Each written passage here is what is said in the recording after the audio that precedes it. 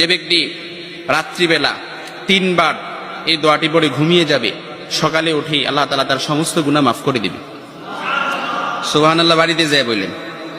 এই জন্য আজ রাতেই যদি এই দোয়াটি পড়ে ঘুমাতে পারেন, সকালে উঠেই ফলাফল দেখবেন ইনশাআল্লাহুল আজিজ। দোয়াটি আমরা সবাই পারি, তবে আপনাদের মনোযোগ আকর্ষণ, আপনারা একটু আমার দিক অ্যাটাচমেন্ট বাড়ান। আমি আপনাদেরকে বলতেছি, সবাই পারি, আমার সাথে একটু ঠোঁট মিলাবেন। আস্তাগফিরুল্লাহাল্লাযী লা ইলাহা ইল্লা হুয়াল হাইয়ুল কাইয়্যুম ওয়া আতুবু ইলাইহি লা হাওলা ওয়ালা কুওয়াতা ইল্লা বিল্লাহিল আলিয়্যিল আযীম। যে ব্যক্তি রাত্রিবেলা 3 বার এই দোয়াটি পড়ে ঘুমিয়ে যাবে, সকালে উঠেই আল্লাহ তাআলা তার সমস্ত গুনাহ মাফ করে দিবে। সুবহানাল্লাহ বাড়িতে যায় বললেন। এই জন্য আজ রাতেই যদি এই দোয়াটি পড়ে ঘুমাতে পারেন, সকালে উঠেই ফলাফল দেখবেন ইনশাআল্লাহুল আজিজ। দোয়াটি আমরা সবাই পারি, তবে আপনাদের মনোযোগ আকর্ষণ, আপনারা একটু আমার দিক অ্যাটাচমেন্ট বাড়ান। আমি আপনাদেরকে বলতেছি, সবাই পারি, আমার সাথে একটু ঠোঁট মিলাবেন।